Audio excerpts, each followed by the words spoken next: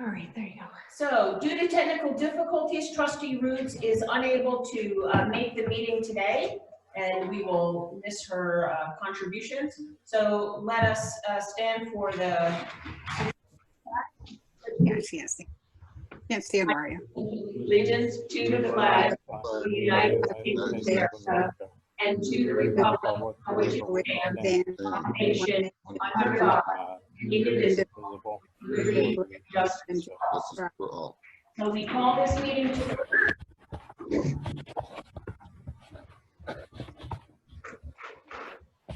So let us start with the motion to accept regular meeting minutes from June 22nd, 2020. So moved. I'll make a motion. Okay. Karen Second. and Mark, Mark Donaker. Are there any comments, questions, corrections to the minutes? No. No? All in favor of accepting the minutes, say aye. Aye. Aye. All opposed, say no. Motion carries. We'd like to open it up at this point for public comments. I don't believe anyone is in the. Not at the moment. No, did anyone ask? No. Okay.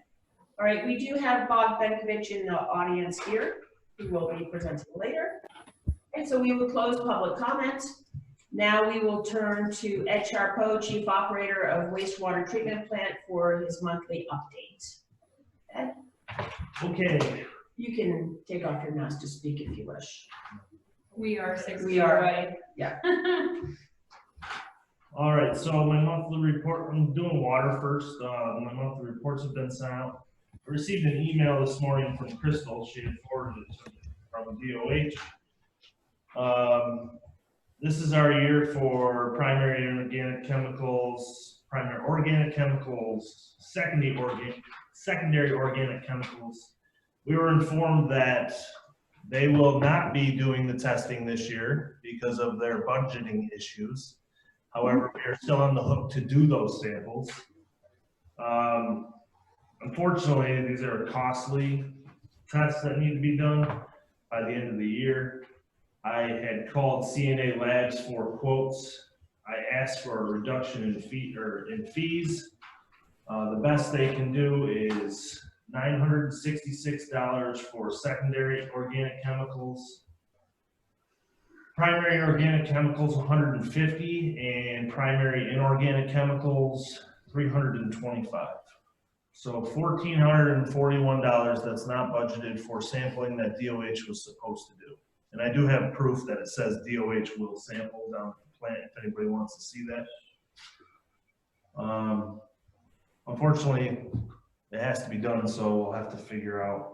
It's not we don't have to take care of it right now. I just wanted to inform you guys that we'll have to move some money around for those things. So Ed, could I just interrupt you for 1 second? So Yeah. DOH has said that they will not pay for it this year, but they're still requiring it that it be done. Yes. Yes, Correct? those are samples that they normally would do. I think they also do like radiation samples and stuff like that. Okay. But because of budgeting issues, they just decided they weren't going to do it.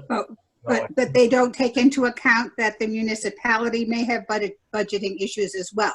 That's correct. Okay, just checking. Okay. If anybody wants to call and make a complaint, that's perfectly Yeah, fine with me. You know? Well, I think that it would warrant a letter. I just think that it's Oh, all, I do too. but this isn't just us. This is every municipality. That's Right. So on top of those samples, we also have our lead and copper samples we have to do this year, which were budgeted, but that's a lot of sampling in 1 year. Well, I That's think why that they have that list spread out, and they.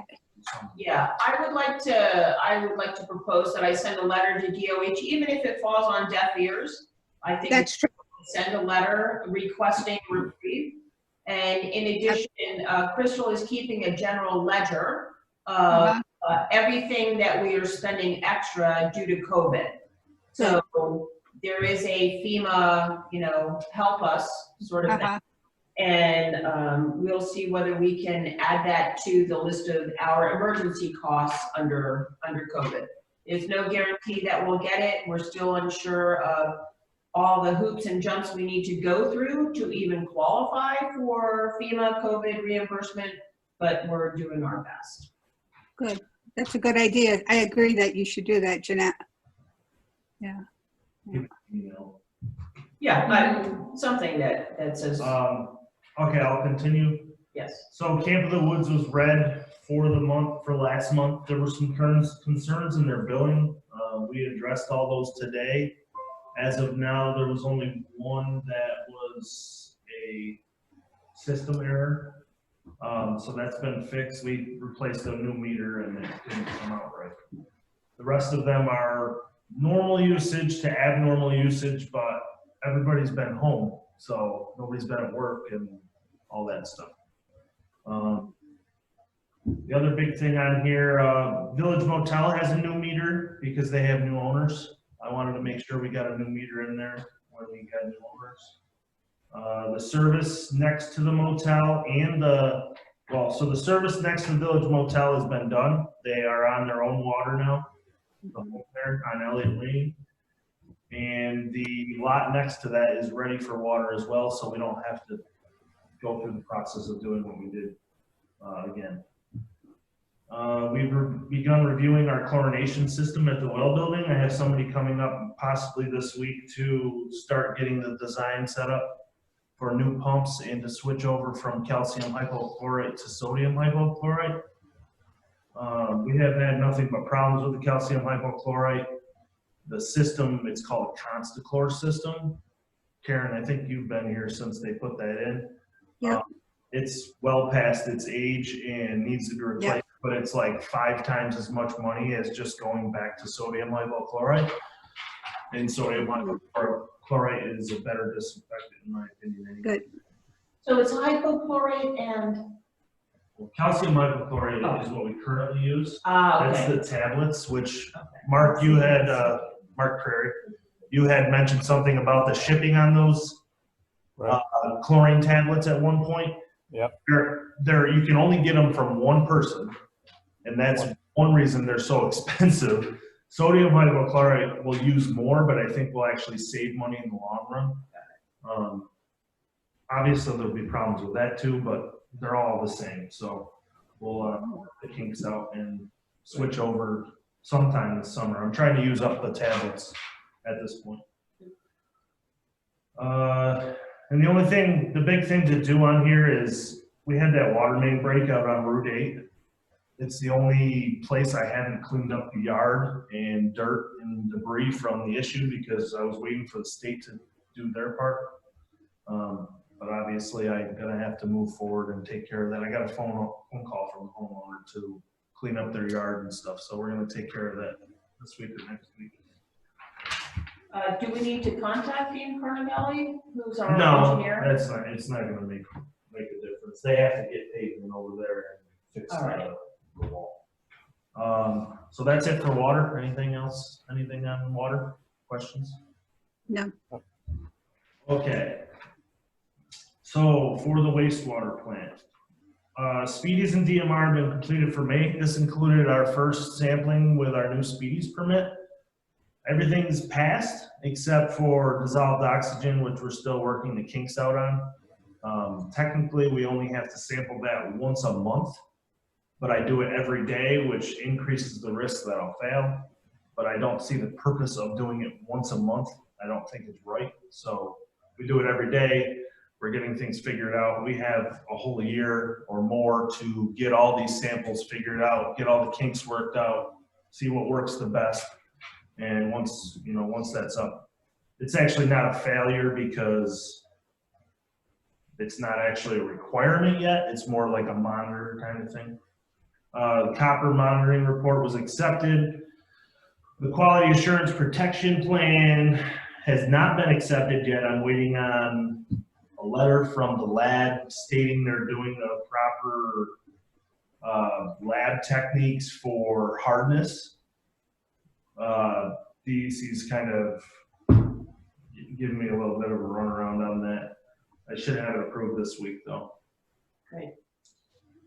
Because we've actually already made our first sample, so. Did you have a question, Mark Dorniker? Okay. Okay. For operations, I typed too much, but we've continued to pump down the inside plant. We got it pumped down all the way, and we found that there was 20 years of sludge and grit that had settled below the diffusers that would not come out with the pump. It's kind of improper design when they built the plant, but there's no way for me to actually completely drain the plant. So at this time, we had purchased diffusers through through contract one of the project, so we have those at the plant. We were gonna install them ourselves, but after seeing how much sludge and grit's down there, we have to have that pumped out by Adirondack Septic, and also because it's a confined space area and we are not qualified to be in that, we have to, it's a possibility that we're gonna have Adirondack Septic do those as well when they pump it out. This specifically wasn't budgeted for the year. However, I have $10,000 budgeted for sewer line cleaning. I'm gonna use that, push those funds to pumping this plant out and getting it ready and back in operation, because it is our main plant. We've actually been running the outside plant all summer. It's been doing well though. So Ed, what are the numbers for what you had budgeted? You still don't know the numbers from Adirondack I Septic? called today and asked him to call me, give me a quote. Didn't call me back. The upside is we've opened a bay up so that they can dump what they suck out at the plant, so that it doesn't have to be hauled somewhere else, which would have incurred more cost. So hopefully that all works out. Any questions on that? No, good thinking. It has to be done, and now in the future I'll know that it has to be done sooner than now. You know what I mean? Because it's so thick down there. You mean sooner than every 20 years or sooner than? Yeah, I would say I'd probably do that every 10, maybe 12 years, because it's just so, there's so much that settles in there over time. The land application site's been mowed and limed. We're planning on application end of August, beginning of September. I have to let the lime settle in to increase the pH. Once that's done, I'll be sending samples out shortly for all biosolids and soil samples. We had our blowers maintenanced a few weeks ago. Blowers were found.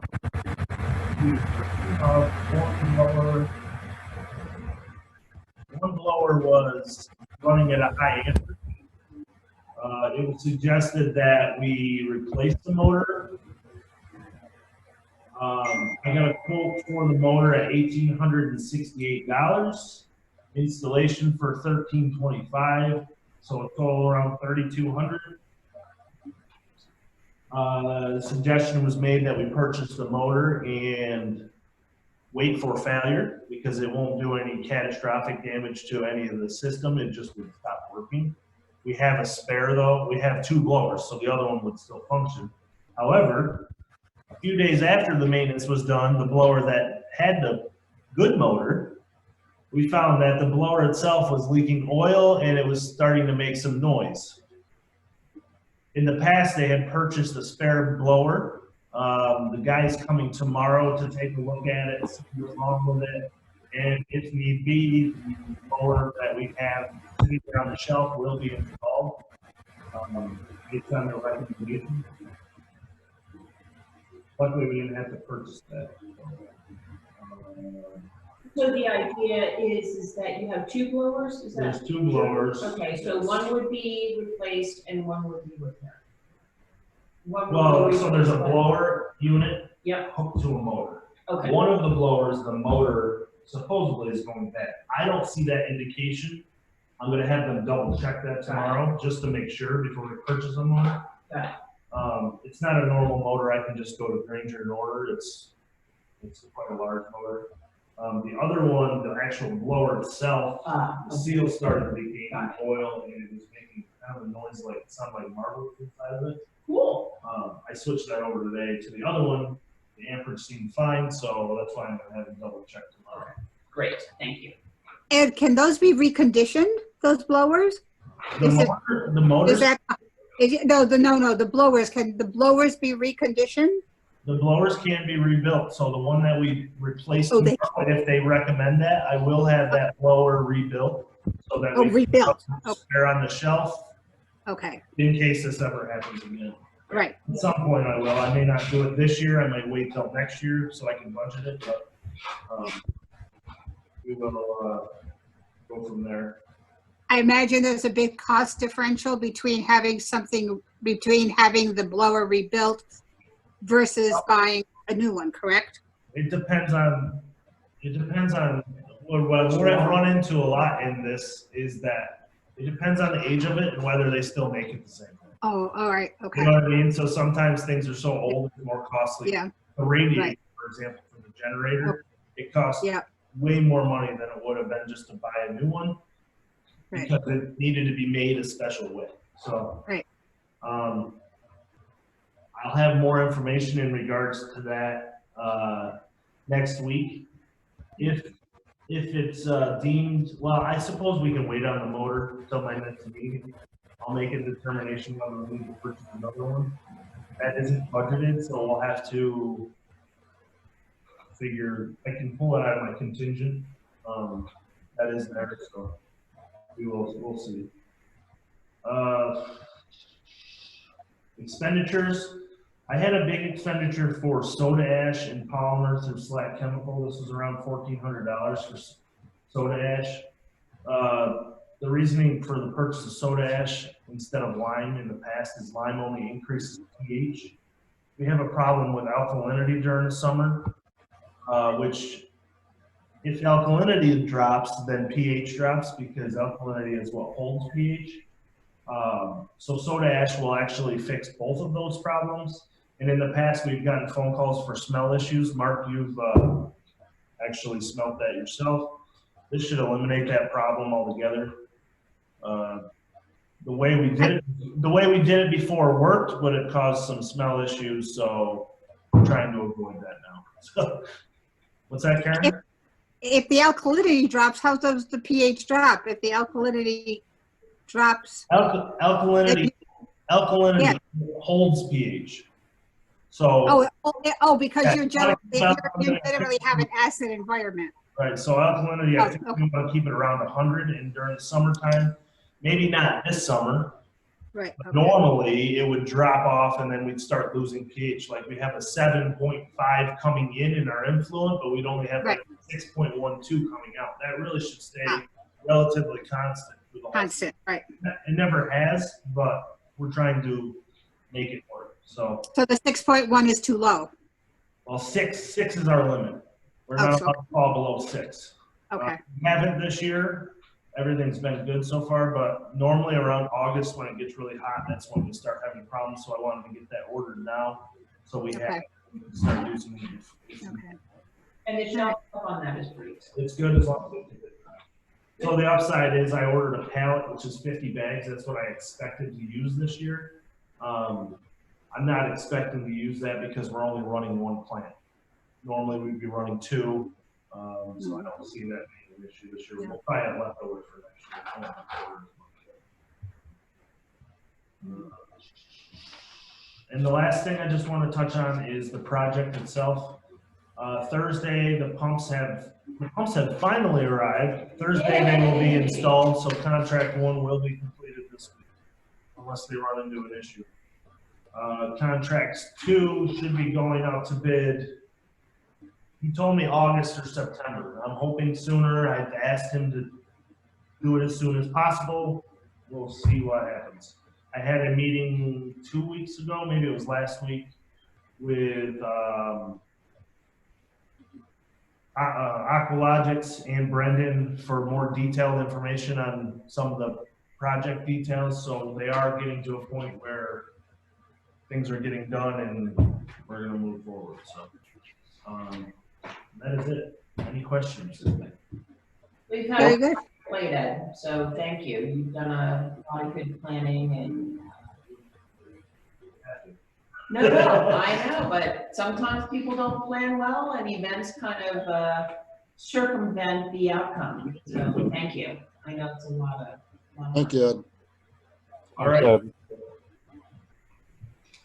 So, yeah, you are excused. Thank you.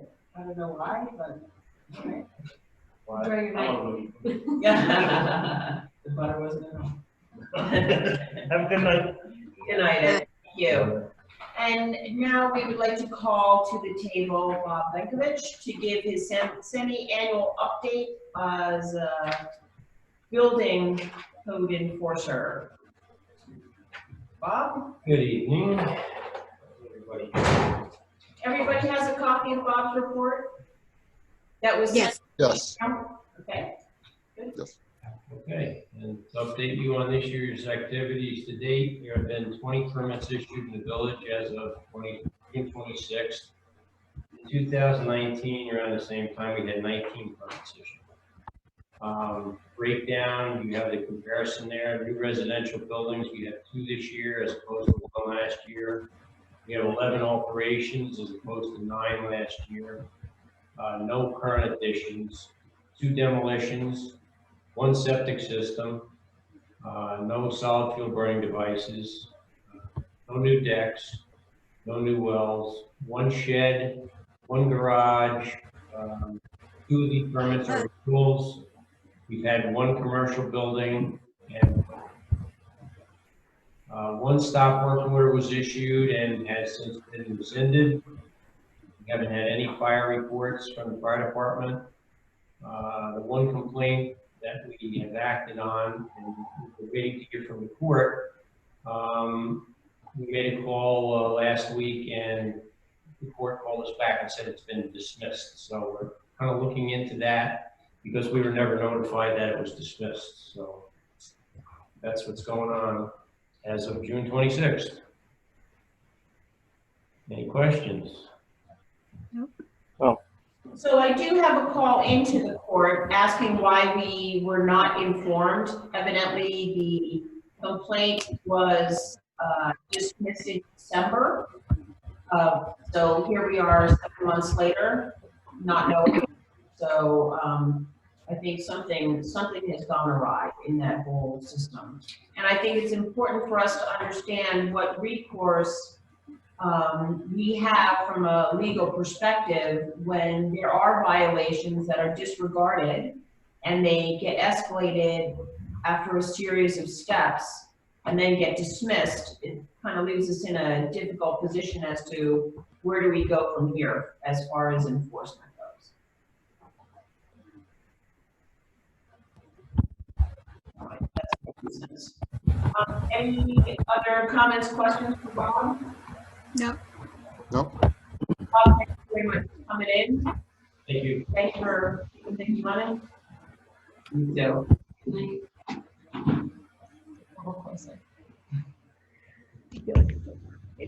Cannot look like we're 12 feet apart. All right, so now, Crystal, Okay. the clerk treasurer. All right, the AUD is almost complete. There's just a couple of errors that need to be addressed and then I can submit it. There have been a few little hiccups with the beach. COVID has prevented one of our lifeguards from completing his waterfront certification. He has all of his other certifications except that one. We are keeping him on the weekends when it's busy to help with monitoring the amount of people that are on the beach and the surrounding area, taking temps, sanitizing bathrooms, all that kind of like minimal but required things. One of the other lifeguards declined our offer since she was asked to return to a full-time job. That leaves us with only 2 lifeguards for the summer that are fully certified. Hopefully that 3rd one. They're working on being able to get back into the pool in order to do the waterfront certification. But COVID has really delayed everything and you know, they keep pushing it back. Hopefully within the next week or 2, he'll be able to do that. But for the time being, we, the other lifeguards have agreed to be on a 6 days a week with 1 full day off. And then That day just happened to be Tuesdays because it's honestly the slowest. Mondays and Tuesdays are the slowest days of the week. Like, for example, I had stopped down today and there was later this afternoon, but there really wasn't a lot of people on the beach. And if there are, you know, it's swim at your own risk. We have the signs up for a reason. And then, so also last Thursday, one of the lifeguards did have a little bit of heat exhaustion. There was a rumor going around that it was COVID symptoms, but that is not true. It was a little heat exhaustion. Thursday was like the hottest day of the summer so far at, I believe it was 90 degrees on Thursday. The tent had broken, their pop-up tent was broken. I lent them my own pop-up tent for the weekend that they could use, and we purchased another, we purchased a sail, one of the like canopies that you string between either poles or buildings. Hopefully it's supposed to be wind resistant and all that, so hopefully it's more durable than the little pop-up tents. Moving on, the financial report for June will be completed by tomorrow afternoon. The last payroll, it was a little bit of a tough one this month because the last payroll, it was ended on the 25th or 26th. So it was half in June, half in July, which caused a little bit of trouble with the TA account. And I have a phone call in with Williamson tomorrow to help me with that, to adjust for reconciliation. Tax payments have been coming in very steadily all month, which is great to hear. Currently, I have about 2/3 of all tax payments owed paid, so that is great. Lastly, we had two very good candidates apply for the apply and interview for the deputy position.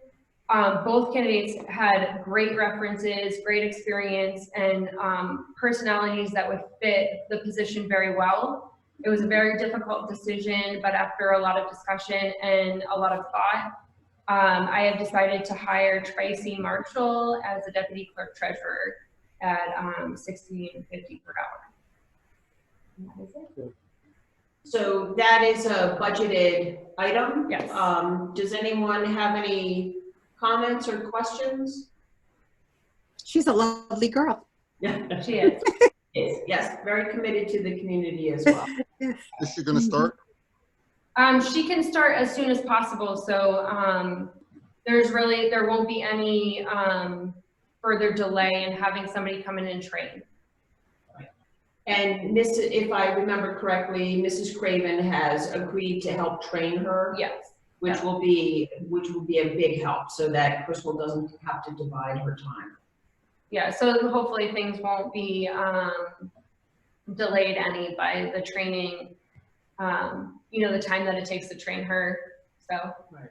So, and it's been, especially in the busy time. This right. is a busy, even with COVID, it has been very busy in the office, which is surprising, but kind of keeps my hopes up a little bit.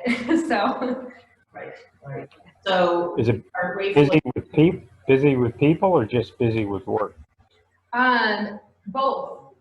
Both. There's been a lot of phone calls, a lot of people that have mostly phone calls, honestly, but there has been the people that have come into the office to ask questions and stuff like that.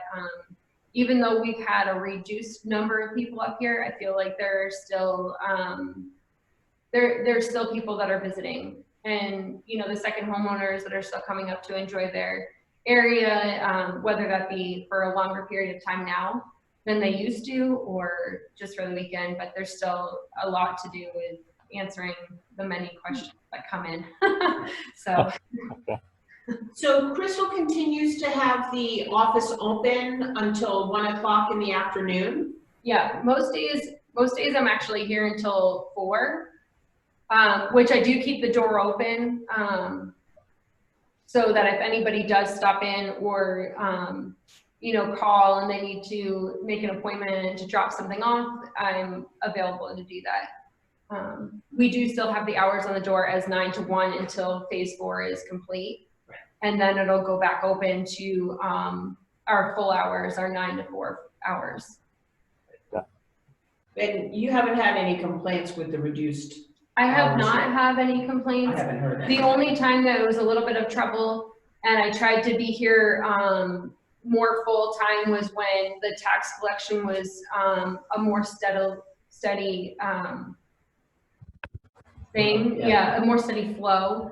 But really, there hasn't been any real complaints about us not being here. You know, if we happen to have to close at 1, there hasn't been anybody that's been upset about that, so. Good, good.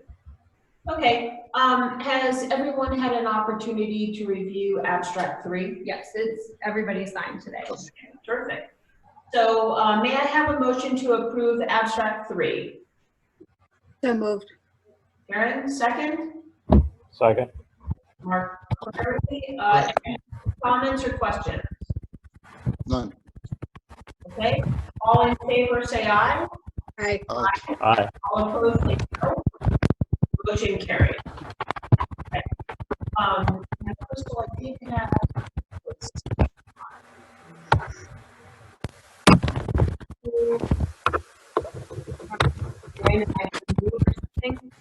All right, we're going to try and I can show you some slides for the COVID update. Maybe if I turn the thing down a little bit.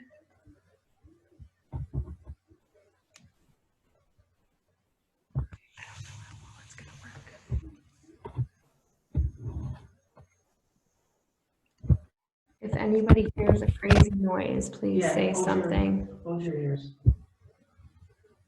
So far, it's okay. Do you want to turn that sound on and I won't turn the sound on here? Yeah, that sounds okay.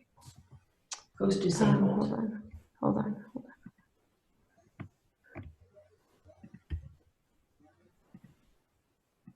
There you go. Okay. I think it's because you had you're muted now, so I think it's because you had your. Okay. All right, everybody can see that? Mhm.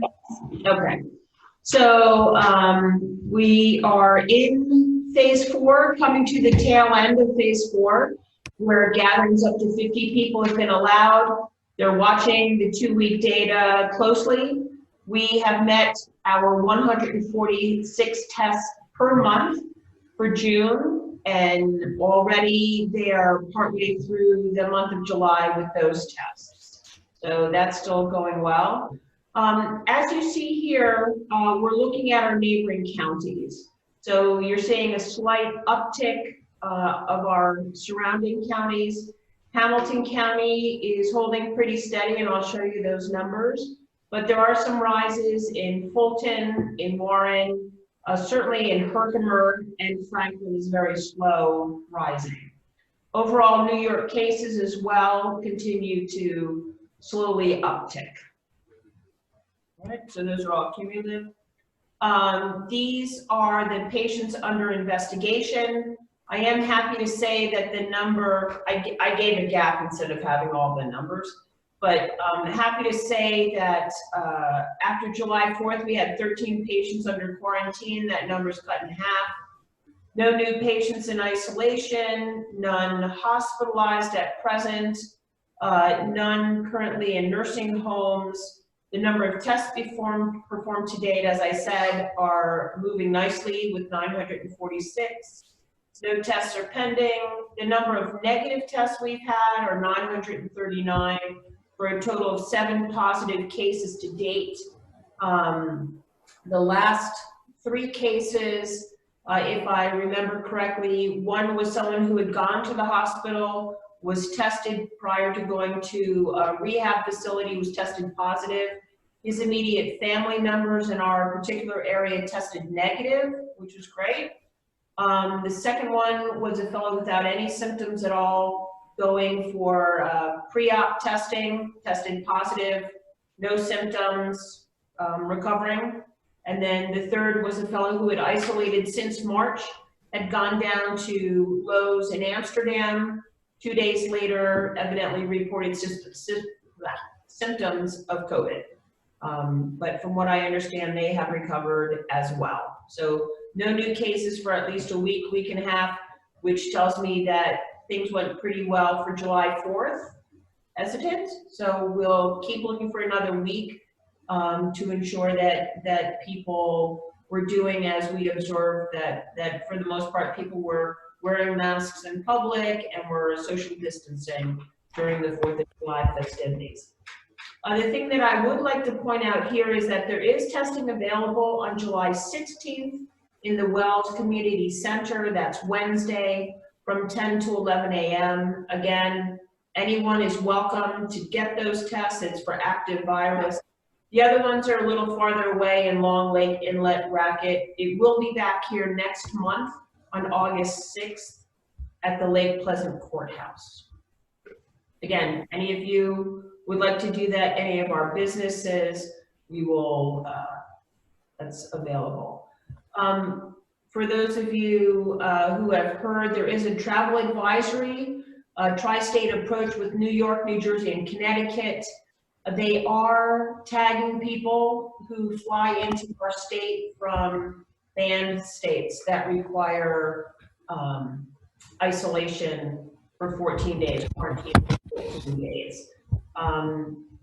That's the biggest impact to people here, either coming or going.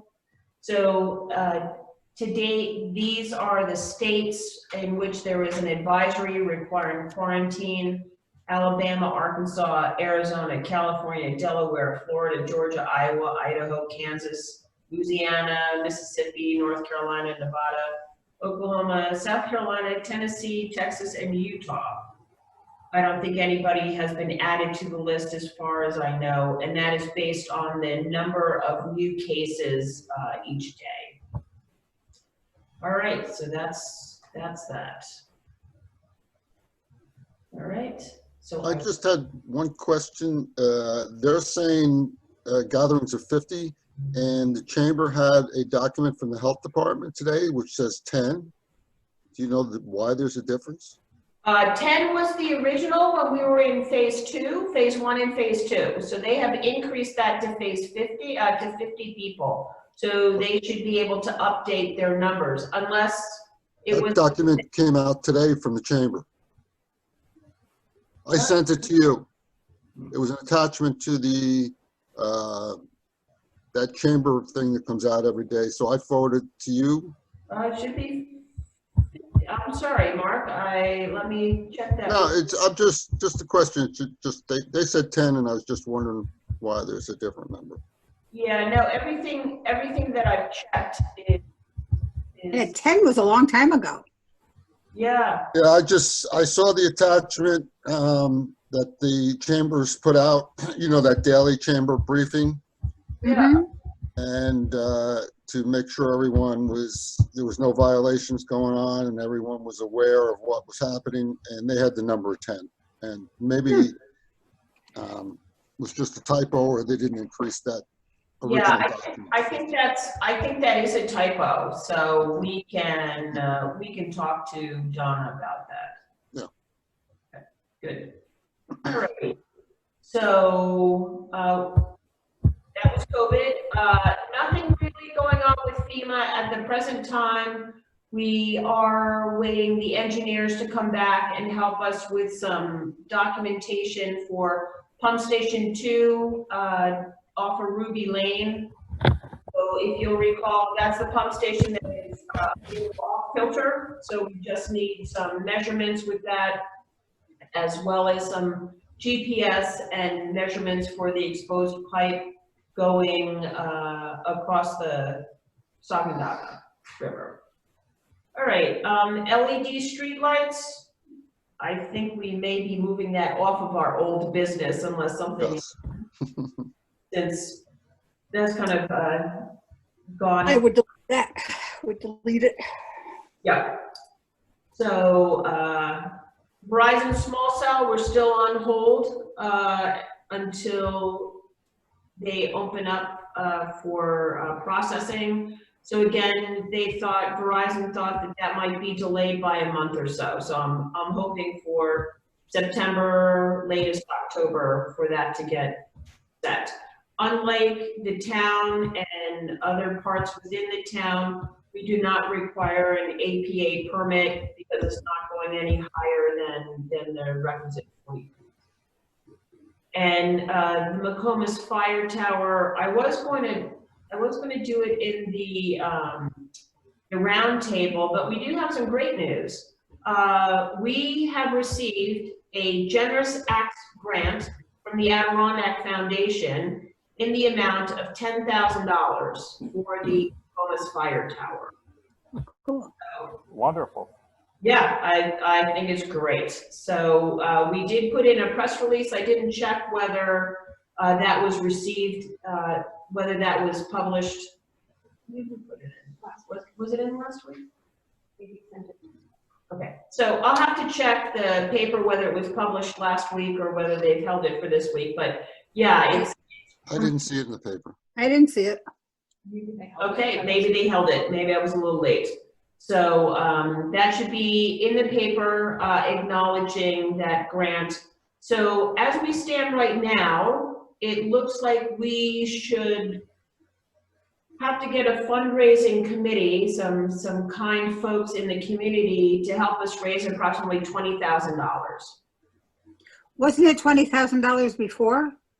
It was 30 before. Oh, it was. Oh, I was thinking it was 20. Okay. Now it was 30 before, and now we're knocking it down to about 20, right? Okay. So there are still a few grants that we can apply for, but the good news is that this $10,000 grant goes to the village portion of the grant. I have an idea. Just a question off the cuff. Is the village as a municipality allowed to buy any kind of bricks like we did for the library? You know how we were selling bricks when we were doing the addition, when we had to do our share of the grant money that we had for the addition? Correct. We're allowed to do. If you're going to be doing any kind of landscaping or design around the fire tower, would that be an option to explore? We can ask, but I know that there are restrictions against village doing any fundraising. So, but they're purchasing some. Is that the same? I mean, it might be a fine line. I don't know. I think it's a fine line that we can explore, because I think if I understand you correctly, if the village purchased bricks, that could then be reimbursed to other people. That other people would reimburse us, correct? Yes, that would be one way of stating it. Yes, we would purchase the bricks and have them engraved and then given to the person, with the understanding that we will prominently display them someplace around the fire tower for people to see.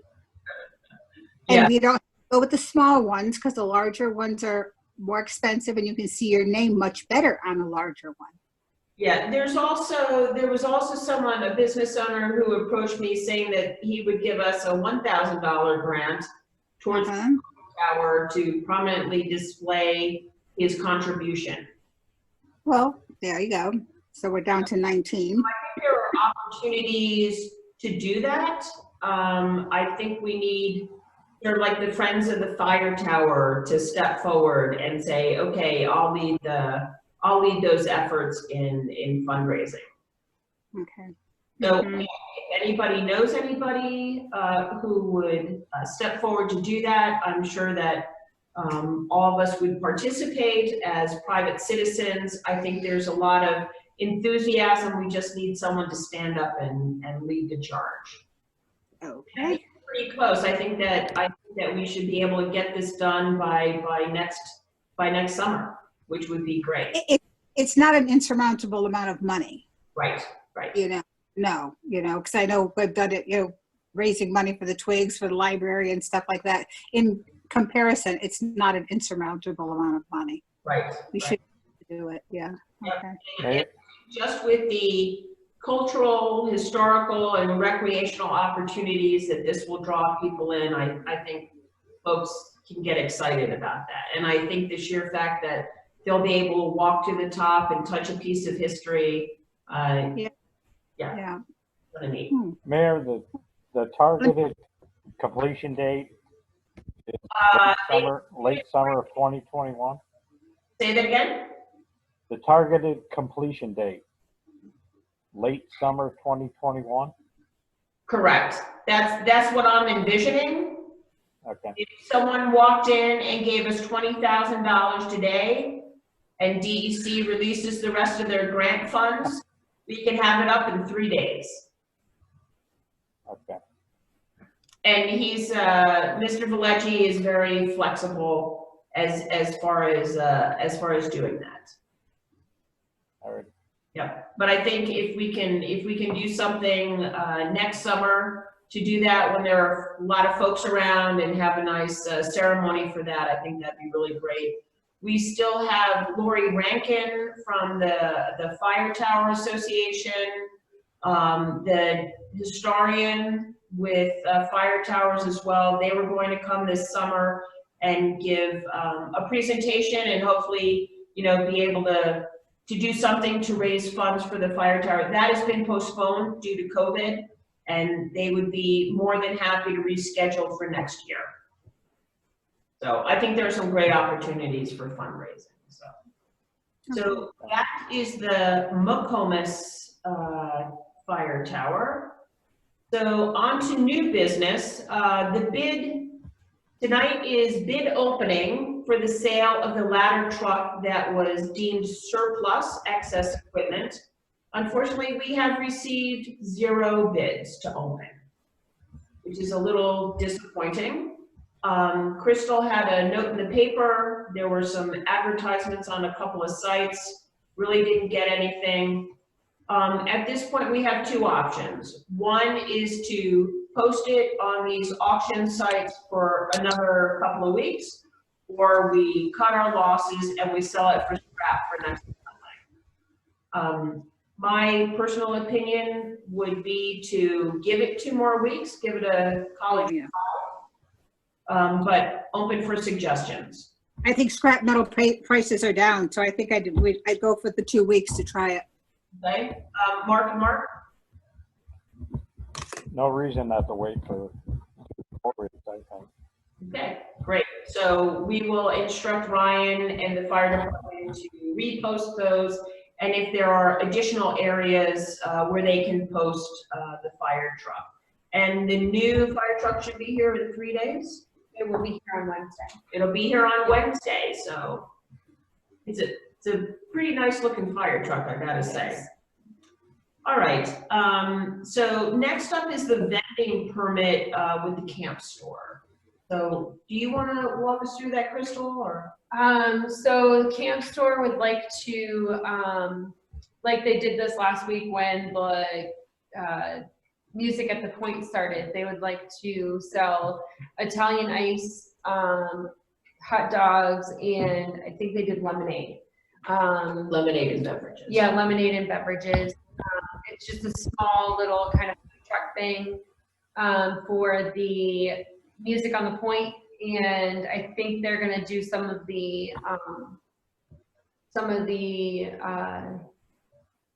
what was the other? I don't know. Is it Music Farmers markets? Yeah, the farmers market, sorry. I think there was a couple of those dates Oh, on they there. did want the farmers market. Yeah, right? the farmers market on the Point. It seemed like last week it went really well, and there was a nice little extra feature to Music on the Point, which turned out really well. I don't know if any of you were able to go, but it seemed like everybody kept their little groups in for the most part, and whenever they did get together, they did wear their masks and whatnot. Stayed away from the musicians as much as possible. So it was nice to have a little bit of normalcy, and then that added little I was there, it was very nice. Yeah. So they didn't block, I did go down Right. for a part of the time just to see how traffic flow was, if there was any interference there, and with people entering and exiting. Right.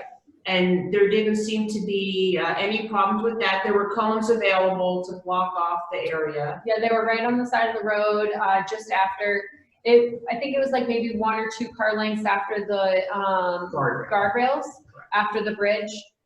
They were set up right there. And it's a very small operation, so they didn't really take up a lot of space, left a lot of room for people to park and to walk beside.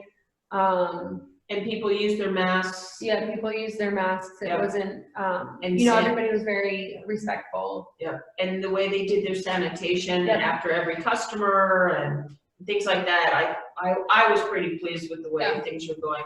I think from a town business perspective, Frosty's, King and Frosty's was open, but they generally close down by 6:30. So I think it went off. I think the only other place that's open is possibly the Speculator Creamery, but they're not. They're just selling ice creams and stuff Right. like.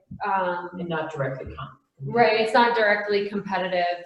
It's Camp Store is selling Italian ice and lemonade and hot dogs, so it's not a conflict, I don't think. So we did approve by mail the first one, and so I would like a motion to approve the vendor application for Camp Store for the remaining 7 Wednesdays, knowing that their involvement in the farmers market is through the Chamber of Commerce. So may I have a motion to approve the vendor application by Camp Store? So moved. Okay, and second? Yes. Second, oh, whoever. The one. Any other comments?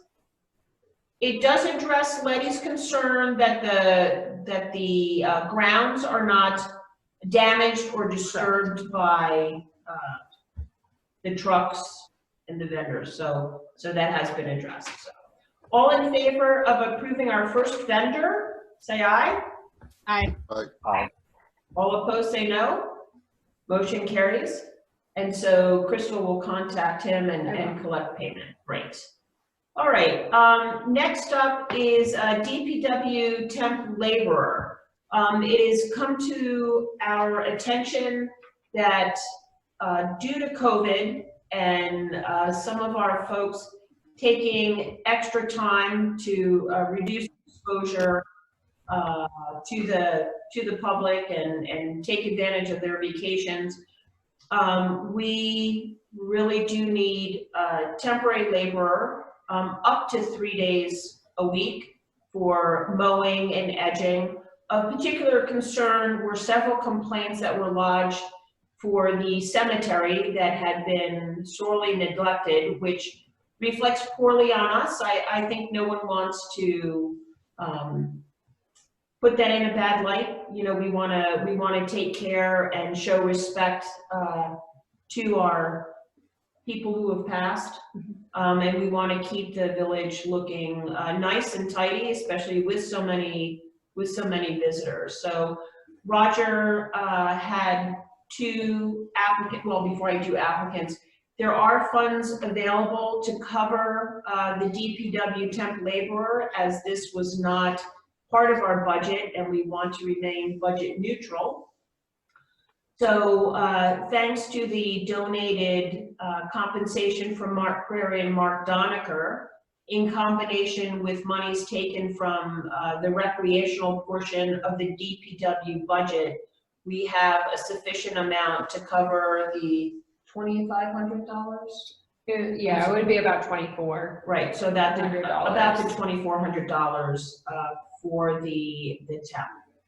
So Roger received 2 applications for that, and he has selected Ryan Marshall to serve as the temp laborer for mowing and trimming for the next 7 weeks now, I think. Till the end, I think it's like this. Till Labor Day. Till Labor Day. Till Labor Day, yes. Any comments or questions? I guess I should do a We're motion. gonna hire one or 2? Only one. Just One. Oh, one, okay. So it's only one person, 3 days a week until Labor Day. Yeah, up to 3 days a week. Yeah, so it could be less. So if the yeah, work gets done sooner, then, you know, they're not, Brian would not work for the sake of getting 24 hours a week. Right. He'd work to get the job done. So, Mhm. so all in favor, may I have a motion to appoint a DPW or allow the hiring of a DPW temp laborer up to 3 days per week up until Labor Day? So Well, moved. Second? Second? Doniger, all in favor say aye. Aye. Aye. All opposed say no. All right, we have a hire. So we have 2 hires. That's great. Okay, the next thing of interest was a letter I received from the Adirondack Park Local Government Review Board Statement Against Racism. So I'm not sure if people were aware of what happened a few weeks ago in Saranac Lake. There is a diversity initiative up there, and let me see if I get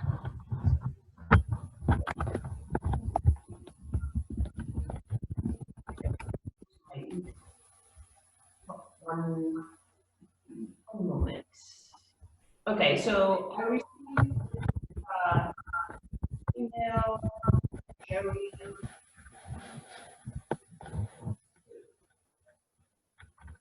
I'm sorry. It's not popping up. Okay, so there is a diversity initiative up in Saranac Lake for they received funding from the state, and they hired a director, I believe it was last winter. And so this lady has come and started to work with this group, and unfortunately, there was someone who took it upon themselves under cover of darkness to write some racially motivated words on an overpass, which she was reported to use for her daily exercise. And it was quite disturbing. There's been mention in the press that she was so disturbed that she is now moving out of Saranac Lake, but not out of the Adirondacks, but to an undisclosed location because she just no longer feels safe in that environment. A good citizen of Saranac Lake began cleaning it up and covering it up, which should be applauded. And the Adirondack Park Local Government Review Board went a step further to issue a statement against racism. And they sent it to me asking if I would sign it. And of course, if we're going to represent the village of Speculator, I thought it was important for the board to be aware of what that letter states. So I'll read it quickly. A disturbingly ugly act has tarnished one of the most beautiful places on earth. The recent display of racism, hatred, and intolerance in our regional community is deplorable and has no place in the Adirondack Park or anywhere in the world. When apprehended, the perpetrator who acted under the cover of cowardice of darkness should be punished to the greatest extent of the law. We, the undersigned, unequivocally condemn any and all actions that discriminate against, threaten, or embarrass a fellow human being based on race, religion, national origin, gender, sexual orientation, or disability. We call on our fellow Adirondackers, I can't even say that, fellow Adirondackers to join us in rejecting hateful behavior and promoting a culture and community of mutual respect for all. Our Adirondack towns and villages were settled and took shape on the strength, determination, and vision of people of diverse nationalities and color. We have built our communities together, celebrated great accomplishments together, fought disease, disasters, and wars together. At its heart, we know the Adirondacks are a welcoming place with welcoming people, opening our communities, businesses, and spectacular recreational amenities to new residents and visitors from around the globe with open arms and kind words. 4 thoughtless, sickening words spray painted on a railroad bridge do not speak for and will not define our Adirondack communities. At the same time, however, let this be an opportunity to learn, educate, and do better. While those hateful words were quickly removed by a kind-hearted community member, we cannot let them fade from our consciousness. Instead, we must ask ourselves what more we can do to stop atrocities like this from ever happening again. From our living rooms to our children's classrooms, workplaces to athletic fields, community centers to online message boards, the time has come to recommit ourselves to doing more listening, more understanding, more mutual respect. We cannot and will not tolerate any form of racism or discrimination in this spectacular place we call home. We believe the Adirondack Diversity Initiative's mission to educate our regional community on matters of race and inclusiveness, and we look forward to continuing work with ADI and people throughout the park to remove racism and discrimination from our communities and ensure they remain safe, comfortable, and desirable places to live and visit for all people at all times. So I was informed that this has been sent to all elected officials within the Adirondack Park. Senator Tedesco, Elise Stefanik, Assemblyman Smullen, as well as a number of other assemblymen have signed on to this statement. I did communicate with Gerald Delaney that I thought the phrase that this was an atrocity was an extremely strong word, knowing that atrocities are usually associated with things such as the Holocaust, murders, and for myself as a first generation American, having had family members and my mom go through those atrocities, I have a strong reaction to attaching that word to this incident. But with that said, I'm in favor of signing it and showing our support that Speculator is committed to be a welcoming community for all. So I just want to share that with you, see if you had any thoughts. Certainly agree with that statement. Okay, Sounds good to me. all right. Good. Very good. Then I will write back to the Executive Director, Jerry Delaney, adding our name to that list. Okay, thank Kind you. of sad that you even have to do it, isn't it? It's shocking that Yes. Yeah. it's, yeah. Our world is a very different place. Yes, it is. Okay, board round, does anyone else have any new business? Are we No, doing roundtable discussion? we are gonna do roundtable discussion. So the first thing I had on there was the Speculator Volunteer Ambulance Corps Day that I think went off very well. We had about 35 people there with representatives from this board, as well as the town council, past, present, and hopefully future members of SVAC. I think that the present corps, myself included, was very heartened by the turnout, and yeah, I thought it went well. Mark, and I know, Karen, you had a prior commitment, but letting Yeah, Mark. unfortunately, they schedule some of these continuing education webinars 10 o'clock at night or at 10 in the morning, you know, as you know, you're right. Absolutely. So, I know. do you have any additional comments to lend to that? I thought it went very well, and I think it was rewarding, and I thank a number of the members for their years of service and just serving the community. But I think it was a great job by not only the village, but the town. Yep. Very well attended. Very well attended. I was surprised actually at the number of people who showed up, and you know, on a nice summer morning, and it was Yeah. kudos to the ambulance corps, yourself included, Mayor. They do such a wonderful job for the community, day in and day out, and most of the time totally unsung. You don't even know you guys are working behind the scenes. So very well done. It was a great day. Great, great, thank you for that support. The next up is the grant that I just said, the $10,000 grant from the Adirondack Foundation, Generous Acts Grant. 4th of July recap, my thanks to the community for pretty much being on their best behavior. It was a wicked hot day. People, although they weren't too pleased, had to be turned away from the town beach given our capacity limits. But I think the lifeguards did a good job managing that. People understood under COVID.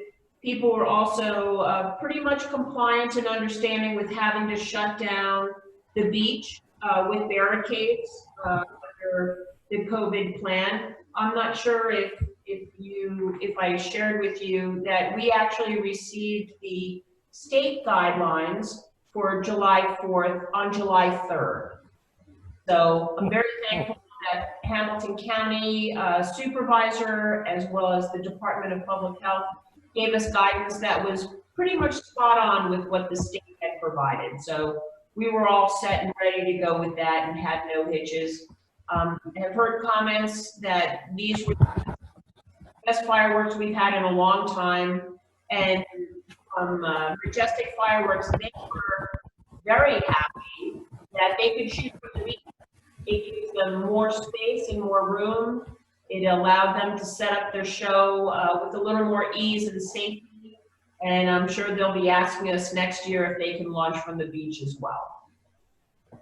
So, any comments with the boat parade? I heard there were 50 to 70 participants. Well, there was about 30 in a row that kind of, we were following John Mullen's daughter, and there really was nobody in charge initially, kind of, and just chose them because they had one of the older boats.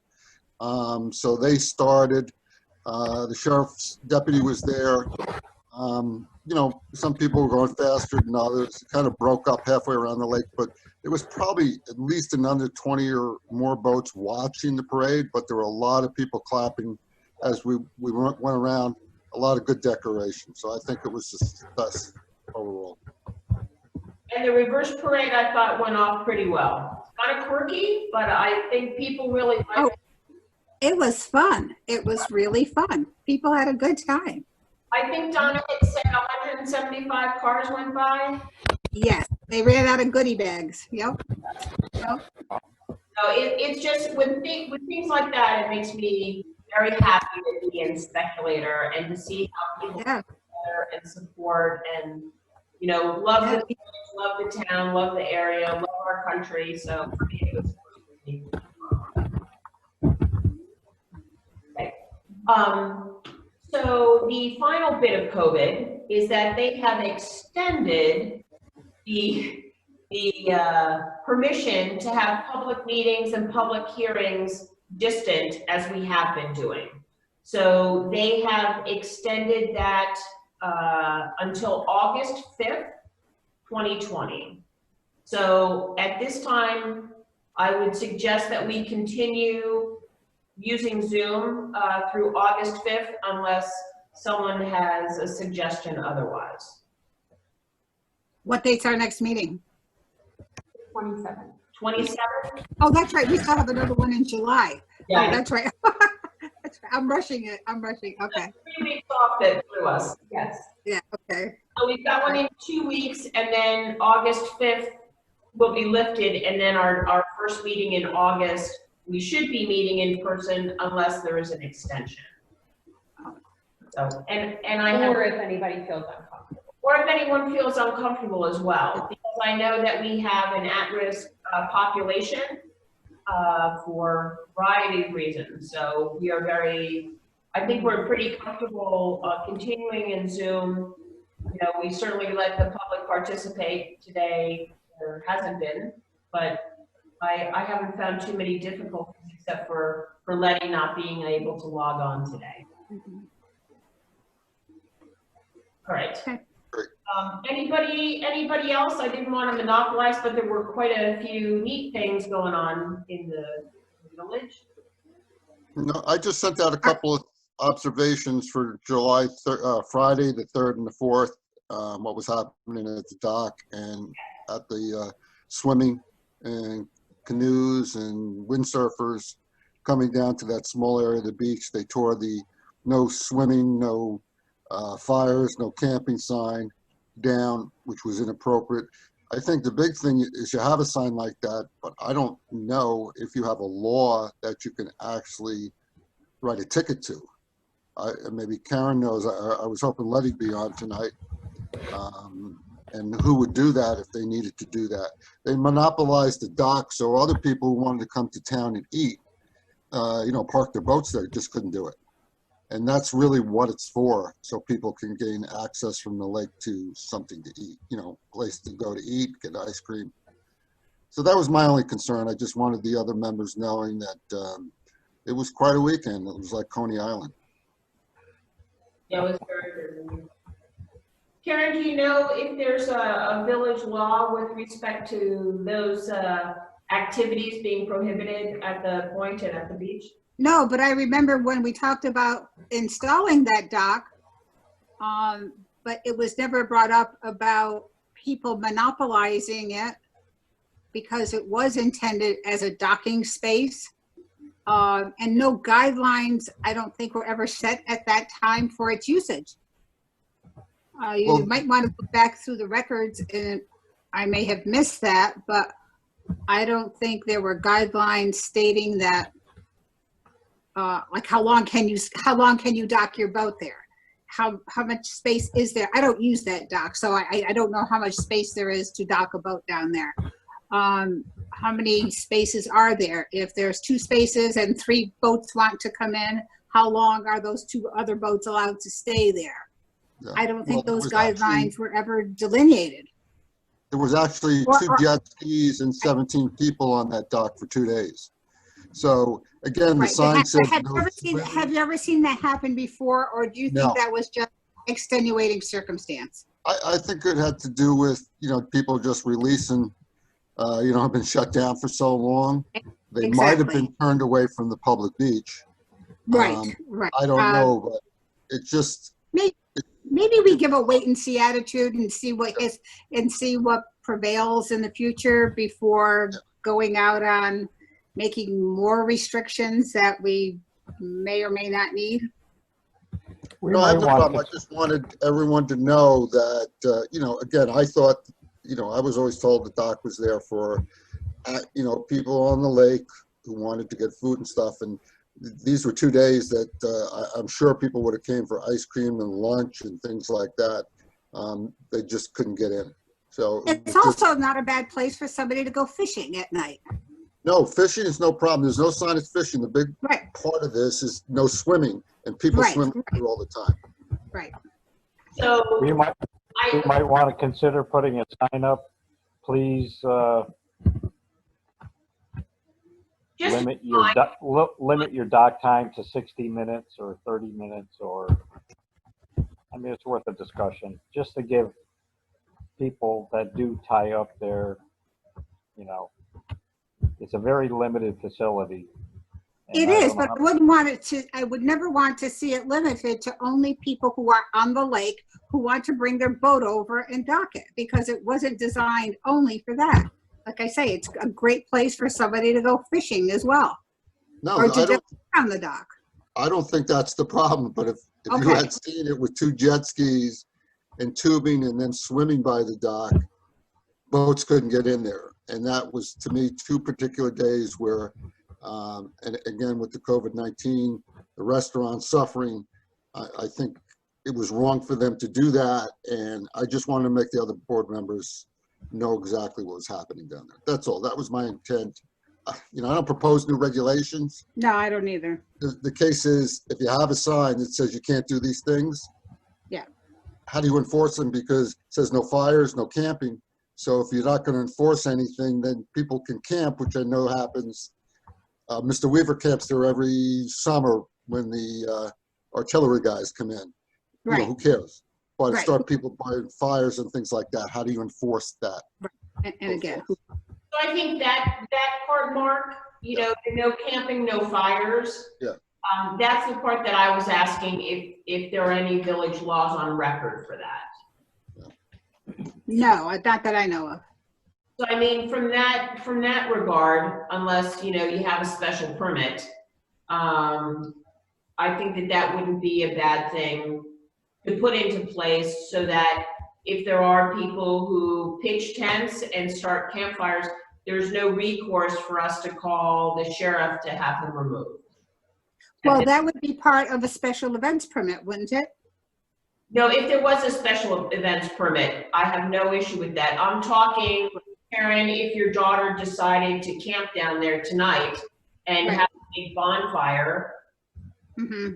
we're good with that? I don't think so. Unless you had the, you know, some agreement to do that, because, you know, somewhere down the road. So the thing is that we have a sign that says, no, you can't have fires, no, you can't camp.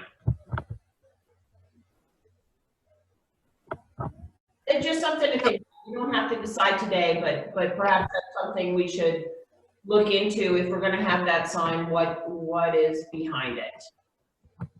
Great. Yeah, I think that's worthy of discussion only. And Letty I might have a know concern. of something. I have a concern along the same vein. I went by the public beach, I don't know if it was last night or Saturday night, probably Saturday, after dinner. And there must have been 6, 7, 8 cars all parked on the side of the road on the public beach side, you know, with the no parking sign. And I looked closely and I thought, well, maybe people are sitting in their car, going to take a picture of the sunset. And all but one car, the cars were empty, which means that people probably were down by the water, okay, with the cars parked on the road.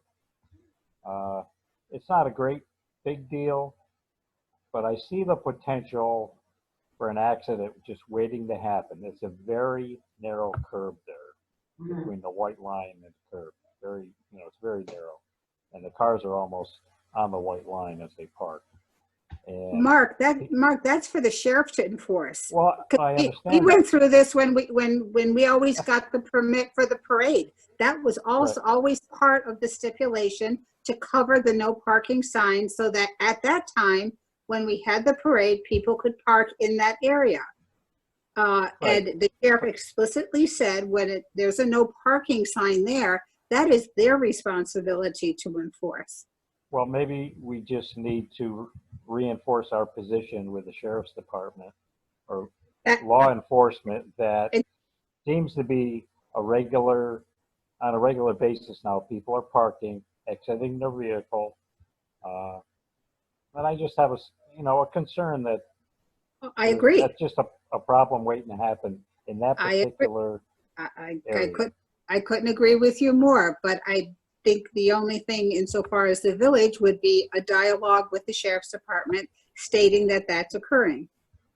It's in their court, so to speak. Yeah. Yeah. Okay, I will bring that up. Okay. Okay. All right, anything else? Are we in roundtable discussion? We are. Oh, okay. Yes, I would like to say something. Just as a point of interest for everyone, the Chamber of Commerce is considering taking over the planting of the barrels next year. Okay, great. Because I think that is something that was sorely missing this year by not having them done. But it is something that's in consideration at this point.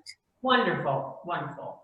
And just to reiterate again, the only reason why the barrels were not done this year was because of COVID, the lack of supplies, and the inability for people to get up here. The more or less the inability of those who previously had done the barrels, their inability to come up here to do it. Correct, because most of them are seasonal homeowners, but it was also the supply chain for the supplies for flowers and plants and everything with the shutdown. I see. Okay, well, this is a consideration for next year. Well, for I the- think that's the terrific. cha- Considering taking it over. Yep, wonderful. I think that's great. And especially since it's supported by our local businesses. So Right. kudos to them. Wonderful. Mhm. All right. Anyone else with roundtable? There was something else and I forgot. I should have wrote it down. Shoot. I forgot. I had something and I forgot. I should have wrote it down. All right. So at this point, entertaining a motion to adjourn our meeting. I so moved because Letty's not here. Okay. So who's going to take the second? I'm the second oldest, so I could do that. Second. All right, Mark Crary, second. All in favor, say aye. Aye. Aye. Have a good evening. Thank you. Thank All you. right. Aye. Bye. How do I get out of this?